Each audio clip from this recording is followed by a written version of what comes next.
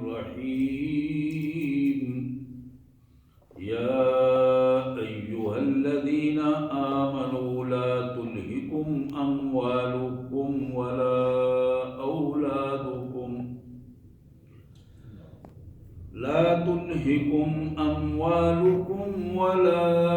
أولادكم عن ذكر الله ومن يفعل ذلك فأولئك هم الخاسرون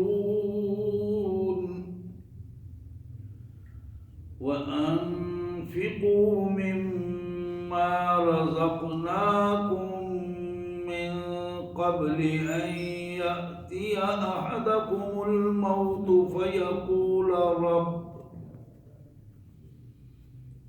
فيقول رب لولا أخرتني إلى أجل قريب فأصدق وأكن من الصالحين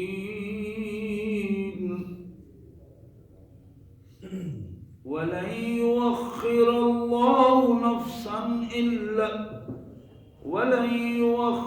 الله نفسا إذا جاء أجلها والله خبير بما تعملون آمنت بالله صدق الله العظيم اللهم صل على سيدنا ومولانا محمد وعلى آل سيدنا ومولانا محمد وبارك وسلم اللهم صل على جميع الأنبياء والمرسلين وعلى الملائكة المقربين وعلى سائر الصحابة والتابعين وعلى عباد الله الصالحين. اللہ کے پاک کلام قرآن مجید میں یہ 28واں پارہ ہے اور سورہ منافقون کا یہ آخری رکوع ہے، دوسرا رکوع ہے. آیت نمبر 10-11 مجموعی طور پر اس رکوع کی یہ 3 آیات ہیں، 9, 10, 11 جو میں نے آپ کے سامنے تلاوت کی ہیں. سب سے پہلے ان مبارک آیات کا ترجمہ اور مفہوم اور پھر انشاءاللہ اس کے پس منظر میں احادیث مبارکہ کے حوالے سے اپنی بات کی وضاحت ہوگی انشاءاللہ. اللہ کے مبارک نام سے جو بڑا مہربان، بہت زیادہ رحم کرنے والا ہے. یا ایھا الذین آمنوا لا تلہکم اموالکم ولا اولادکم عن ذکر اللہ. اے ایمان والے لوگوں، تمہیں تمہارے مال اور تمہاری اولادیں اللہ کے ذکر سے غافل کر کے ہلاکت میں نہ ڈال دیں. اس کیفیت سے بچ جاؤ. اے ایمان والو، تمہارے مال اور تمہاری اولادیں اللہ کی یاد سے غافل کر کے تمہیں ہلاکت اور تباہی میں نہ ڈال دیں. اپنی حفاظت کرو اس حوالے سے. وَمَن يَفْعَلْ ذَلِكَ،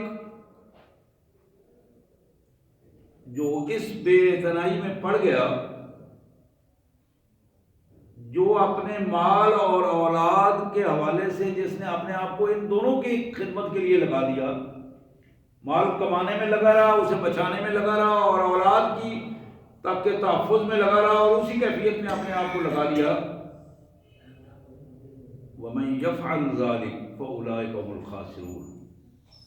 وہ بندہ نری تباہی کا سودا کر رہا ہے. بالکل تباہی اور بربادی ہے اس کے لیے جس نے اپنے آپ کو مال اور اولاد کے حوالے کر دیا. وَأَنفِقُوا مِمَّا رَزَقْنَاكُم مِّن قَبْلِ أَن يَأْتِيَ أَحَدَكُمُ الْمَوْتُ. اپنے مالوں کو، اللہ نے جو مالی صلاحیتیں تمہیں دی ہیں ان کو اللہ کی رضا کے لیے خرچ کرو. وَأَنفِقُوا مِمَّا رَزَقْنَاكُمْ، جو ہم نے تمہیں عطا کیا ہے اس میں سے خرچ کرو۔ اس وقت سے پہلے کہ تم میں سے کسی ایک کو موت آ جائے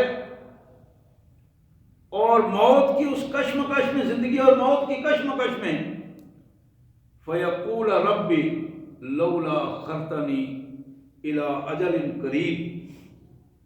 اس موت کے سانس اکھڑنے کی کیفیت میں موت سامنے نظر آ رہی ہو، اور پھر وہ اپنے اللہ سے کہہ رہا ہو یا اللہ تھوڑی سی مہلت دے دے، تھوڑی سی مہلت دے دے، فَأَصَّدَّقَ وَأَكُن مِّنَ الصَّالِحِينَ، تو میں اپنی ساری مال و دولت کو تیرے حضور خرچ کر کے نیک بن جاؤں گا۔ فَأَصَّدَّقَ وَأَكُن مِّنَ الصَّالِحِينَ، میں تیرا فرمانبردار بن جاؤں گا، نیک بن جاؤں گا، تھوڑی سی مہلت ملے تو میں سب کچھ صدقہ خیرات کر دوں گا۔ اس کے جواب میں اللہ کریم نے ارشاد فرمایا وَلَن يُؤَخِّرَ اللَّهُ نَفْسًا إِذَا جَاءَ أَجَلُهَا، جب بھی کسی بندے کا مقرر وقت آ جاتا ہے تو پھر ایک ذرہ برابر بھی، لمحہ برابر بھی اس سے آگے پیچھے نہیں کیا جاتا، اس کی تاخیر نہیں ہو سکتی۔ واللہ خبیر بما تعملون، اور اہم ترین بات یہ ہے کہ تم جو کچھ کر رہے ہو اللہ بڑی باریک بینی سے اسے دیکھ رہا ہے۔ خبیر صرف خبر رکھنے والا نہیں، بڑی باریک بینی سے اس کی ایک ایک چیز کو دیکھ رہا ہے، خبر رکھتا ہے اس کی۔ سبحان اللہ وبحمدہ،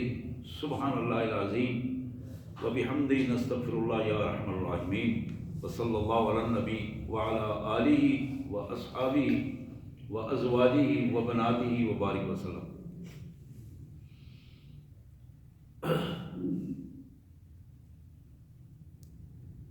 حضرات،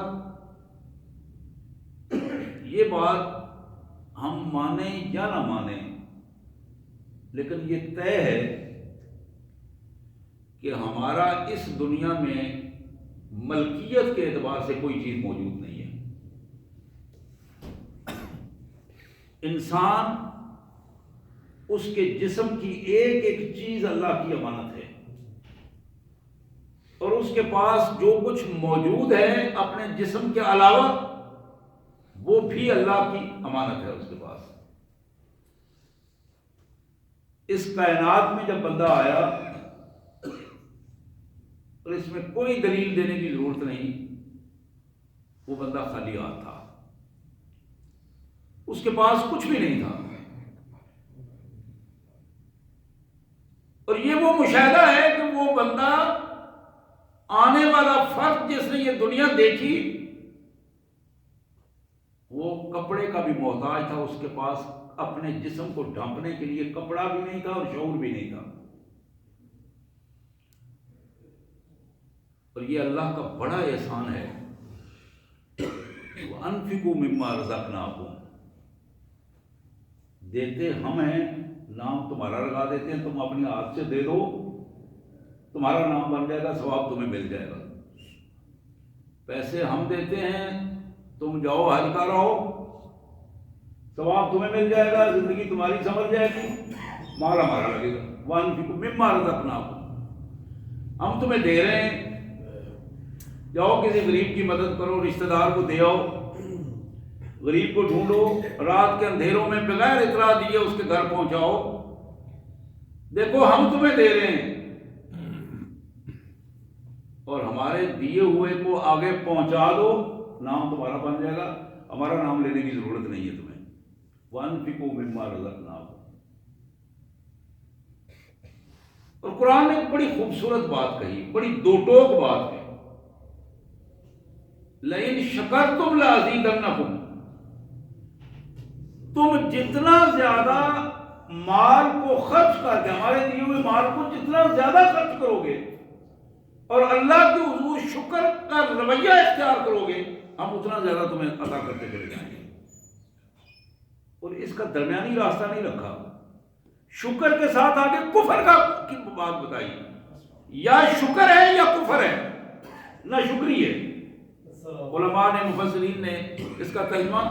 کفر کا نہ شکری کے معنی میں کیا ہے، یعنی یا بندہ اگر اس کا سیدھا معنی کر دیا جائے، اگر ایک بندہ اللہ کا شکر گزار نہیں ہے تو وہ بالکل کافرانہ رویہ اختیار کر رہا ہے۔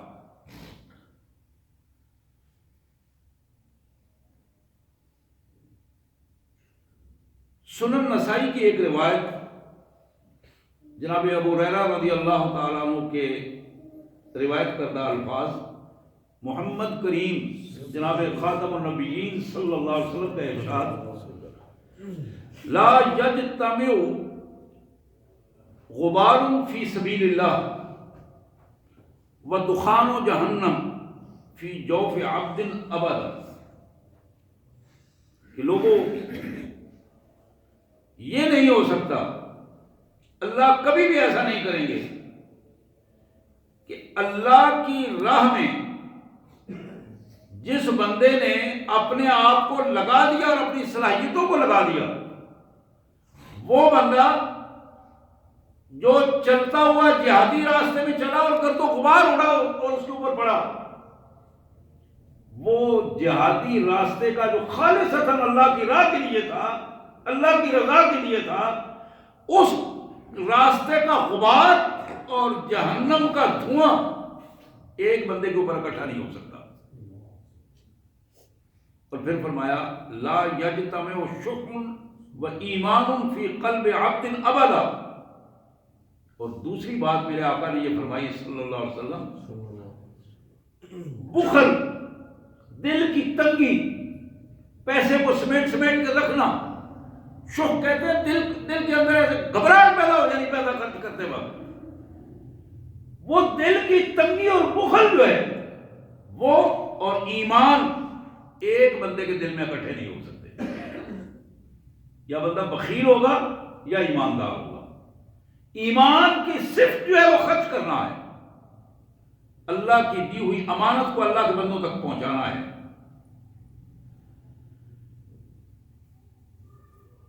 حرص اور بخل کی کیفیت بنیادی طور پر یہی تباہی اور بربادی کا نتیجہ ہے، اور اس سے اللہ کے رسول صلی اللہ علیہ وسلم کے آپ دعائیں پڑھیں، سنت میں حدیث میں دعائیں پڑھیں، اکثر دعاؤں میں نبی رحمت صلی اللہ علیہ وسلم نے حرص اور بخل سے پناہ مانگی ہے۔ نبی رحمت صلی اللہ علیہ وآلہ وسلم کا ارشاد گرامی، یہ ترمذی کی حدیث ہے اور جناب ابو بکر صدیق رضی اللہ تعالیٰ عنہ کی یہ روایت ہے۔ جناب ابو بکر صدیق رضی اللہ تعالیٰ عنہ کی یہ روایت کہ میں نے محمد کریم صلی اللہ علیہ وسلم کے زبان مبارک سے سنا، آپ ارشاد فرما رہے تھے، لا يدخل الجنہ خب ولا منام ولا بخیل۔ حضور نے فرمایا کہ لوگوں تین قسم کے بندے ایسے ہیں کہ جو جنت میں داخل نہیں ہوں گے، یعنی بظاہر وہ جنت کے حقدار ہوں گے لیکن جنت میں داخل نہیں ہو پائیں گے جب تک کہ وہ توبہ کے حوالے سے اپنے آپ کو پاک نہ کر لیں۔ یعنی یہ بات ہو رہی ہے امت محمد صلی اللہ علیہ وسلم کی، مسلمانوں کی بات ہو رہی ہے، کلمے والوں کی بات ہو رہی ہے۔ جنت کلمے والوں کے لیے بنی ہے، مسلمانوں کے لیے بنی ہے، محمد الرسول صلی اللہ علیہ وسلم کی امت کے لیے بنی ہے، لیکن یہ وہ امتی ہیں جو ڈائریکٹ جنت میں داخل نہیں ہو سکیں گے۔ کون ہے؟ خبن، دھوکہ باز آدمی، دوسرے کو جھوٹ بول کر دھوکہ دینے والا، نعوذ باللہ اپنے آپ کو بڑا عقل مند سمجھتا ہو، یار میں نے چکر دے دیا اس کو، وہ تو بڑا سادہ آدمی، اس کو پتہ ہی بیوقوف ہے، میں نے اس بیوقوف کو دھوکہ دے کر اس سے اتنا روپے چھین لیا، اتنا مال چھین لیا ہے۔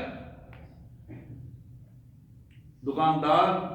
گاہک اگر دکان پہ آتا ہے، دکاندار کی سوچ اگر ایسی بن جاتی ہے، یہ سادہ بندہ ہے، اس کو کوئی پتہ نہیں، اس کو چھین لو، اس سے پیسہ جتنا لے سکتے ہو لے لو۔ اس دھوکے باز دکاندار کے پاس جب دھوکے باز گاہک آتا ہے تو وہ پھر آپس میں ایک دوسرے کے ساتھ اسی کیفیت میں پھر جھوٹے کے سامنے کھڑا ہوتا ہے. لیکن کسی سادہ آدمی یقین کرنے والے آدمی پر کے ساتھ دھوکہ کرنے والا آدمی، حضور نے فرمایا یہ جنت میں داخل نہیں ہو سکے جب تک اپنے گناہوں سے توبہ کر کے اپنی اصلاح نہیں کرتا ہے. ولا منان، اور وہ شخص جو احسان کر کے جتلانے والا ہو، 5-10 روپے کسی کی مدد کر دی، کسی سے کوئی تعاون کر دیا، کسی کا کوئی کام کرنے کے لیے چھوٹا موٹا، تو 10 دفعہ اس کو لوگوں کے سامنے یاد کروایا ہو، یار فلاں کام وہ کیسا رہا، میں نے تو تمہاری طرف سے وہ کر دیا تھا، وہ فلاں کو میں نے مجھے کہنا پڑا، فلاں کو کہنا پڑا. یہ ہماری عادات میں شامل ہو گئی ہے یہ چیز کہ دوسرے کو احساس دلانا، وہ تمہارے بچے کے لیے وہ میں گیا تھا، اس کو وہ کام کر دیا، وہ تمہارا وہ فلانا کام اٹکا ہوا تھا وہ میں نے کر دیا، اور بعض اوقات وہ کام کیا بھی نہیں ہوتا، وہ کسی اور ذریعے سے ہو گیا ہوتا ہے، لیکن یہ کریڈٹ اپنے انداز میں لے کر اپنے آپ کو جھوٹوں میں ثابت کر رہا ہوتا ہے. بظاہر وہ بندے کو خوش کر رہا ہوتا ہے لیکن اللہ کو ناراض کر رہا ہوتا ہے. ولا منان، حضور نے فرمایا کہ منان جو ہے، منان کون ہے؟ احسان جتلانے والا. احسان جتلانے والا بندہ جو ہے وہ قطعاً جنت میں نہیں جا سکے. اسی طرح آپ نے فرمایا بلا بخیل مال و دولت اللہ نے دیا ہے اس کو سمیٹ کر رکھنا، بلکہ اس حد تک سمیٹنا کہ اپنے بیوی بچوں پر خرچ کرنے کے لیے بھی اس کا ہاتھ کھلا نہیں ہو پاتا. بعض گھروں میں یہ لڑائی جھگڑے چلتے رہتے ہیں، پیسہ ہونے کے باوجود بچوں کے لیے کھلا کھانا اور کھلا پہننا ان کے لیے مشکل ہو جاتا ہے.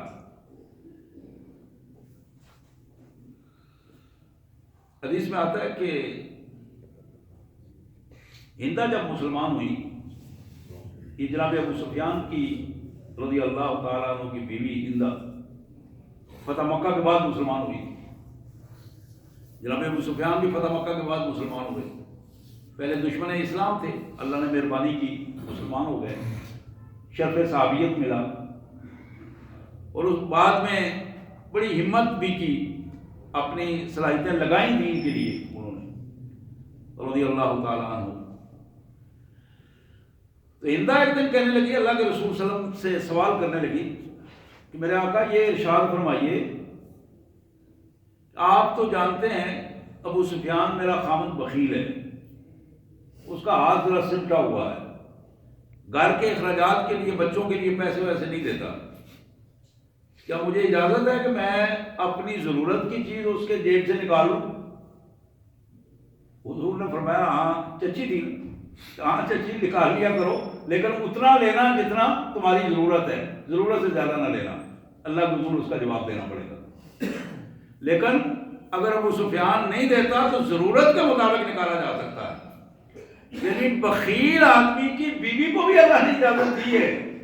کہ اگر وہ تمہارا اوپر پیسے خرچ نہیں کرتا، تمہاری ضرورتیں پوری نہیں کرتا جو اس کو پوری کرنی چاہیے، اپنی ضرورت کے پیسے اس کی جیب سے نکالے جا سکتے ہیں، وہ چوری شمار نہیں ہوگی.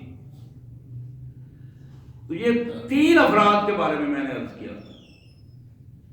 حضور نے فرمایا، جناب ابو بکر صدیق رضی اللہ عنہ کہتے ہیں کہ میں نے اپنے کانوں سے سنا کہ میرے آقا فرما رہے تھے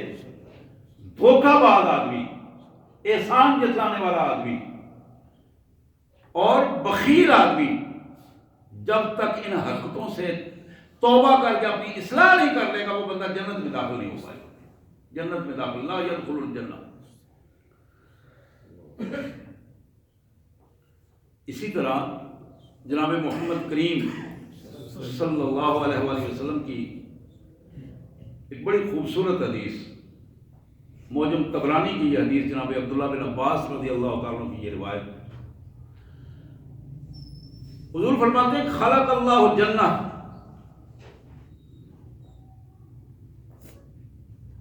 جنت عدن بیدہ، اللہ نے جنت عدن کو اپنے دست مبارک سے تخلیق فرمایا. جنت عدن، یہ جنت الفردوس، جنت عدن وہ جنت ہے جو عرش عظیم کے بالکل نیچے ہے، جہاں محمد کریم صلی اللہ علیہ وسلم کی اپنی رہائش، اللہ تعالیٰ وہاں مقام وسیلہ اللہ تعالیٰ آپ کو عطا فرمائیں گے، اور وہ عرش عظیم کے بالکل نیچے ہے۔ اور یہ وہ جنت کی جگہ ہے، اللہ کے رسول صلی اللہ علیہ وسلم نے فرمایا، جو اللہ تبارک و تعالیٰ نے خلق اللہ الجنت وعدن بیدہ، اپنے دست مبارک سے اللہ تعالیٰ نے اس کی تخلیق فرمائی۔ وَوَلَّى فِيهَا ثِمَارَهَا وَشَقَّ فِيهَا أَنْهَارَهَا ثُمَّ نَظَرَ إِلَيْهَا فَقَالَ لَهَا تَكَلِّمِي۔ اللہ تعالیٰ نے اس جنت میں پھلوں والے درخت لگائے حکم کر دیا، اور کمال قسم کے جنت پھلوں سے بھر گئی، پانی کے لیے خوبصورت نہریں اور دودھ کی اور شہد کی خوبصورت نہریں چلا دی۔ قرآن مجید میں بھی اس کا ذکر ہے۔ یہ جنت جب سج کے تیار ہو گئی، فقال لها تکلمی، اللہ نے اس جنت کو فرمایا کہ بولو۔ اس نے کہا فقالت قد افلح المؤمنون، جنت نے یہ جملہ کہا قد افلح المؤمنون، بلا شبہ ایمان والے لوگ ہی کامیاب ہوں گے، وہی فلاح پائیں گے، یہاں وہی آ سکیں گے جو سچے ایماندار لوگ ہوں گے۔ قد افلح المؤمنون،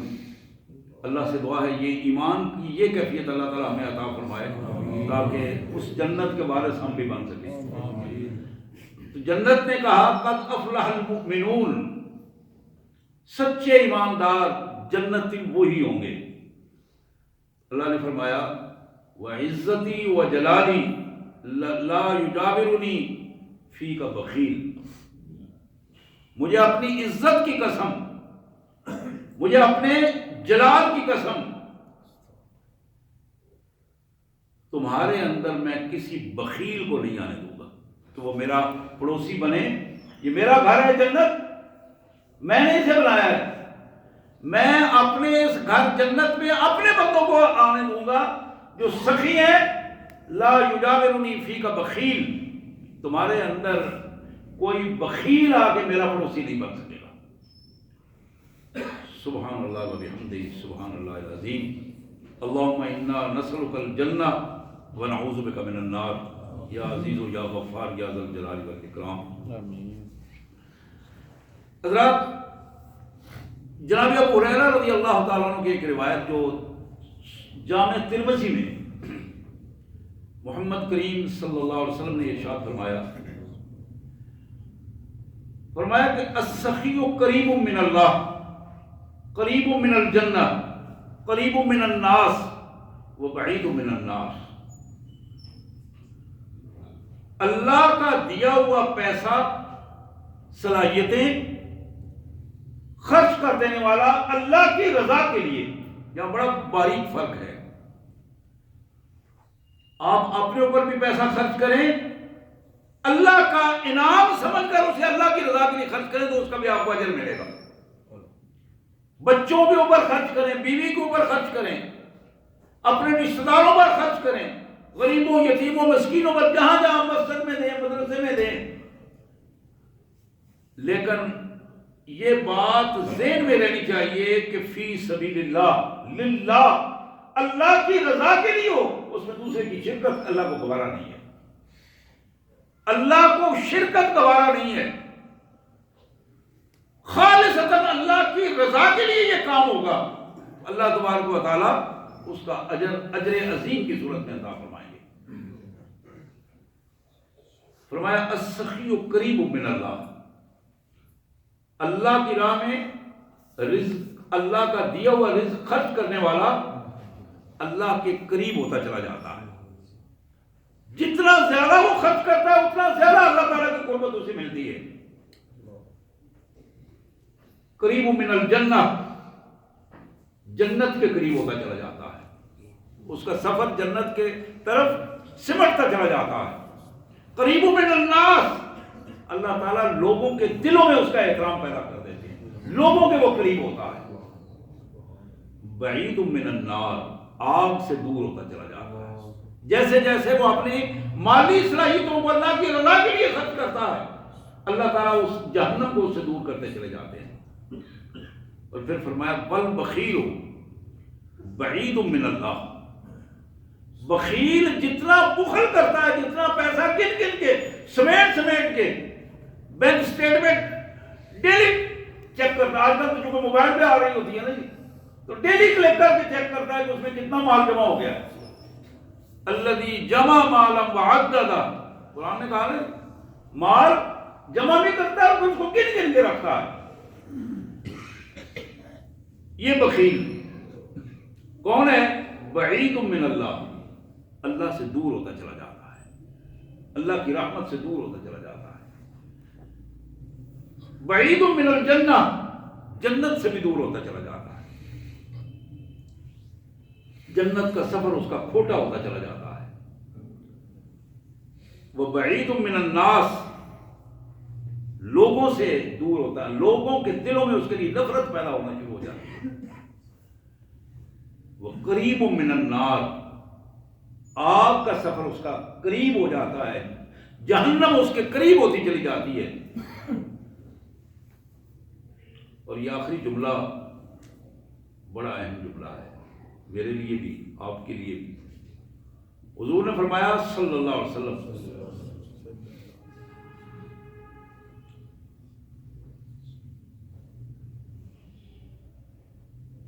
آپ نے فرمایا کہ والجاہل احب الی اللہ من عابد بخیل، والجاہل سخی، جاہل جو سخی ہے، کم علم ہے، زیادہ کو پڑھا لکھا نہیں، لیکن جو مال کی صلاحیت ہے وہ اللہ کی رضا کے لیے دے رہا ہے۔ سخی جاہل، پڑھے لکھے عالم اور جاننے والا جو عبادت گزار ہے اس سے زیادہ اللہ کے قریب ہوتا ہے۔ تو یہ جملہ آپ اندازہ کر سکتے ہیں کہ اس میں کوئی شک و شبہ والی بات نہیں، کیونکہ محمد رسول اللہ کی زبان مبارک سے نکلا ہے۔ اس کا مصداق میں بنوں یا آپ بنے، کوئی بھی بنے، یعنی عبادات اور علم کے ساتھ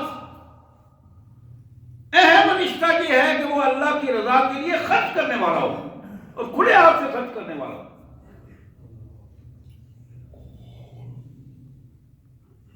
اور ایک بڑی مختصر سی حدیث مبارک ابو داؤد، سنن ابو داؤد، جناب ابو ہریرہ رضی اللہ عنہ کی یہ روایت، فرمایا کہ المؤمن غر کریم والفاجر خب کریم، خب لئیم،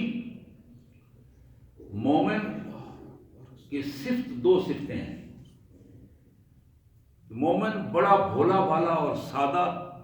اور ہر چیز کو لائٹ لینے والا، زیادہ اپنے اوپر سوار کرنے والا نہیں، ذہن کو زیادہ خواہ مشکلات میں اور فضولیات میں اور مال و دولت کے حوالے سے زیادہ سوچنے سمجھنے والا، فرمایا کہ اتنی زیادہ اس پہ غور و فکر نہیں کہ وقت اپنا ضائع نہیں کرتا، بڑا سادہ مزاج کا مومن۔ اور پھر فرمایا کہ اس کے مقابلے میں والفاجر خب لئیم، اور جو فاجر، فاسق و فاجر ہے، گناہ کا عادی، نافرمانی کا عادی انسان ہے، اس کی پوزیشن یہ ہے کہ وہ بدکار بھی ہوتا ہے، مکار بھی ہوتا ہے اور بخیل بھی ہوتا ہے۔ میں حدیث پڑھ رہا تھا، اس میں یہ تینوں معنی لکھے ہوئے تھے، والفاجر خب لئیم، بدکار بھی ہے، بخیل بھی ہے اور مکار بھی ہے۔ یہ بخل اسے مکاری بھی سکھاتا ہے، بخل اسے برائی پہ بھی آمادہ کرتا ہے اور نافرمانیوں کی طرف بھی لے کے جاتا ہے۔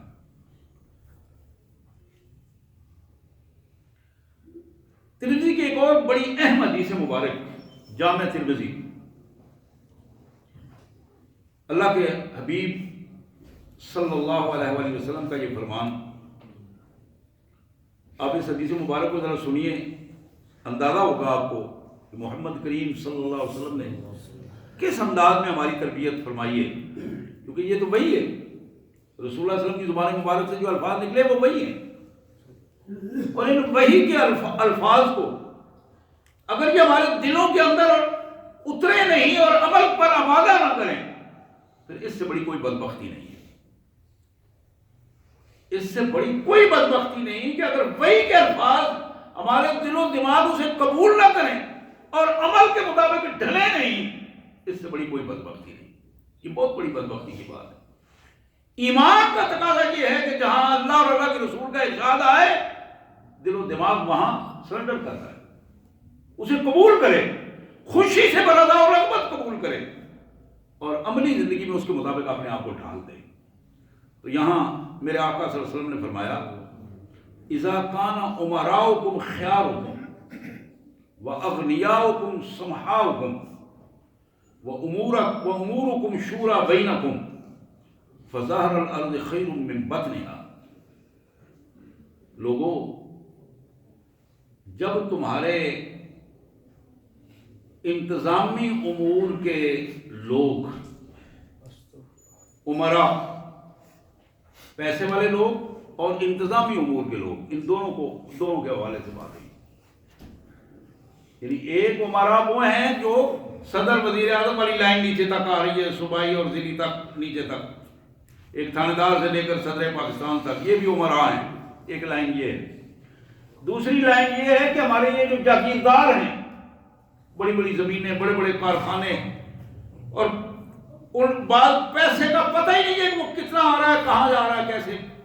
مینیجر رکھے ہوئے ہیں، وہ اس انداز میں اسٹیٹمنٹیں آتی ہیں، ان کے حوالے سے اذا کان امراؤکم خیارکم، جب تمہارے با اختیار اور پیسے والے لوگ دیانتدار ہوں، بھلے لوگ ہوں، دوسروں کا خیال رکھنے والے ہوں، خیارکم نیکیاں سمیٹنے والے، دوسروں کا خیال رکھنے والے، خیر خواہ، دوسرے کو پتہ ہی نہیں ہے وہ اس کے گھر بھیج رہے ہیں، دوسرے کو پتہ ہی نہیں ہے اس کی ضرورتیں پوری کرنے کا اہتمام کر رہے ہیں، وَأَغْنِيَاؤُكُمْ سُمْحَاؤُكُمْ، اور تمہارے غنی پیسے والے لوگ، یہ پہلے تو ایگزیکٹو والے لوگ تھے، انتظامی امور کے لوگ تھے، اب فرمایا کہ جو پیسے والے لوگ ہیں، جاگیردار ہیں، صنعت کار ہیں، پیسے والے لوگ، ایسے لوگ سمحاؤکم، وہ اچھے سخاوت کرنے والے ہیں، وامورکم شورا بینکم، اور نیچے سے لے کر اوپر تک تمہارے معاملات مشورے سے چلتے ہوں، مشاورت سے بات ہوتی ہو، دونس بازی سے بات نہ ہوتی ہو، خرید کر وہ رائے نہ لے لی ہوتی ہو، پیسوں سے شورائی نظام نہ بنا لیا ہو، پیسوں سے پارلیمنٹیں نہ چلتی ہوں، پیسوں سے نظام کو چلانے کے لیے جو چیز ذہن میں آئی ہے اس کو پورا کرنے کے لیے مال و دولت اور لالچ دے کر